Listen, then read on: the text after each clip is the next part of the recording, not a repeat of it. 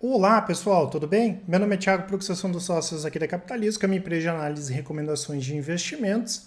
E como é tradicional às quintas, vamos falar de dividendos. Hoje o pessoal da análise separou duas ações que são boas pagadoras de dividendo historicamente, mas que podem dar uma bombada forte aí nos próximos anos, especialmente 2023 e 2024. Já deixo claro o convite para quem não é inscrito se inscrever no canal, para quem gostar do vídeo dar um like e compartilhar. E também já coloquem aqui nos comentários o que vocês acham dessas duas ações que eu vou comentar. E além disso, coloquem ações aí para a gente falar nos próximos vídeos, né? E o que acontece, né, pessoal? A gente tem algumas empresas que já são boas pagadoras de dividendo. Nós temos algumas empresas que já foram e por algum motivo, em algum momento deixaram de ser e voltaram a ser boas pagadoras de dividendo. E temos aquelas empresas que podem se recuperar e pagar ainda mais dividendos. Eu lembro que algumas empresas elas têm pagamentos de dividendos não recorrentes, né, em função daqui um pouco de venda de ativos, que a gente vai comentar hoje, tá?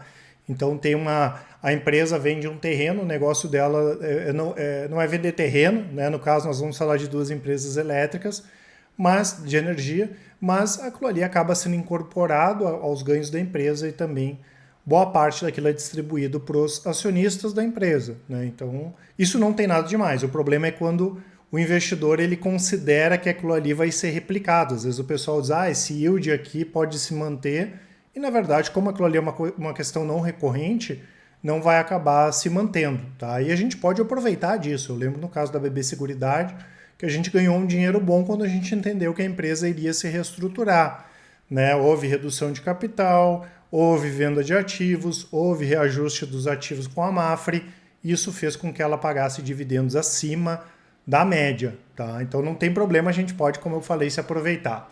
Um desses casos, né, pessoal, é a Auren, que é a antiga CESP, tá? Ela foi privatizada, a CESP, em 2018, e de lá para cá a empresa vem passando por uma série de reestruturações, né? E o que acontece? Né? Hoje a gente tem, por exemplo, o grupo Votorantim aí entre os controladores da empresa. Então ela atua com geração hídrica, com eólica, distribuição e deve crescer além do eólica também na parte de transmissão, que é o grande filé do mercado. Aqui são as operações que estão hoje, né? Então tem a concessão aqui Porto Primavera, por exemplo, que é 2056, que é a fonte hídrica, né? Tem aqui as fontes eólicas e tem muita coisa para entrar em operação, né? Agora em novembro, Piauí 2 e 3, até 2026 tem mais 3 solares, tem hídrica, ou seja, tem muita receita para entrar ainda. E o que acontece, né, pessoal? É uma empresa que está barata, é uma ação mal precificada, e como ela teve que se ajustar após a privatização, isso acabou junto com a crise também prejudicando os resultados recentes, né, da companhia, tá?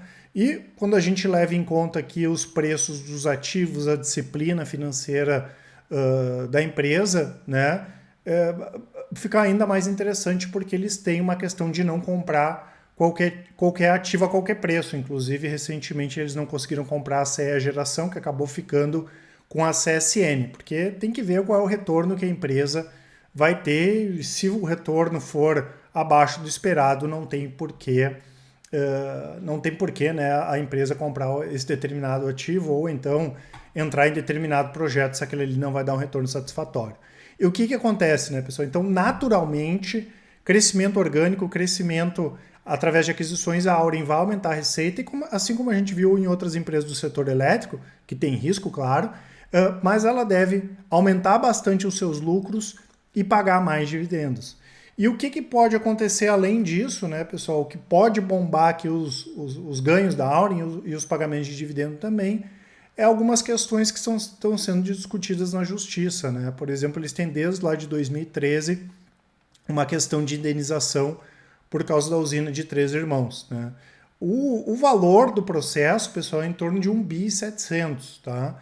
O que daria, né, nos nossos cálculos, até uns 4 bilhões de reais, que a empresa estaria disposta a aceitar o pagamento disso a partir de 2024, E como esse valor ele aumentou muito, ela poderia pegar, que fosse lá pelo próprio 1 bi 700, 2 bilhões de reais, que seria metade desse valor, que já entraria um caminhão de dinheiro aqui para a companhia, né? Lembrando que o lucro inteiro do ano passado da Auren foi 313 milhões de reais, né, pessoal? Então, uma empresa que tem essa questão de crescimento, de melhorar os resultados operacionais e, além disso, né, tem processos como esse aqui que ela pode ganhar e entrar mais dinheiro ainda para a companhia.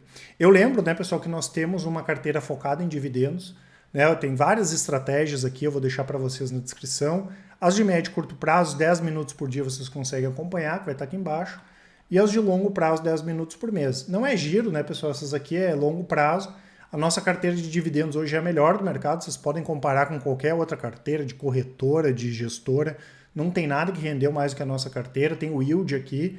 E eu vou deixar um post na descrição do vídeo que faz uma simulação de aportes mensais, levando em conta o quanto rendeu a nossa carteira de dividendos e projetando isso para 10 e 20 anos. Claro que a gente não tem como prometer o que vai acontecer daqui a 10 ou 20 anos, mas vocês vão perceber ali que em 20 anos, se acontecer a mesma coisa que aconteceu na nossa carteira até agora, a gente poderia tirar em torno de 42 mil reais por mês ali com pagamento de dividendos, e em 10 anos aqui 3.772 reais. Então é bacana porque a gente utiliza coisas que aconteceram e não projeções aí aleatórias, tá? Mesmo é importante só ressaltar que rentabilidade futura não é, rentabilidade passada não é garantia de rentabilidade futura.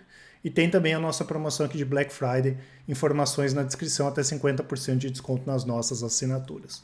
E o outro caso, né, pessoal, é o da CEMIG. A CEMIG é uma gigante, né, pessoal? Ela atua nos 26 estados do Brasil. Ela é a maior empresa integrada do setor elétrico, quarto maior grupo em transmissão, sexto maior grupo em geração. Quando a gente fala só de energia, do mercado livre de energia, ela tem 15% do mercado, trabalha com gás natural, aqui com a parte da Gasmig, tem transmissão, distribuição, geração, comercialização, né? E aqui tem algumas empresas do grupo, tem incluindo Taesa, Sim, Ativa, Santo Antônio, Norte Energia, né? É uma empresa muito grande. A CEMIG, pessoal, para quem é mais antigo na Bolsa, né, ela era junto com a Tractibel, que hoje é a Engie, sempre estava entre as duas melhores empresas, boas pagadoras de dividendo, ROI. A CEMIG começou a piorar quando deu aquele canetaço da Dilma, né, que baixou na marra as tarifas, né, e talvez esse seja o principal risco das empresas elétricas, mesmo a gente não acreditando nesse cenário hoje, né, e principalmente as transmissoras não se prejudicariam em função disso, mas claro que a gente não pode descartar. E depois o governo do Pimentel também, que não foi positivo aqui para a CEMIG. Então ela sofreu demais. E com a entrada do Zema, que aos pouquinhos ela começou a recuperar aqueles resultados que ela tinha antigamente, né? E eu não sei se vocês acompanharam, mas hoje nós tivemos a aprovação daquele plano do governo do Paraná, né, do projeto de privatizar a Copel. O governo do Paraná mantém 10% no máximo das ações ordinárias e o resto fica com capital pulverizado, sem um controlador definido para a Copel. Tá? Isso pode sim aumentar a chance com que outras empresas, como o caso da CEMIG, aqui não sejam privatizadas.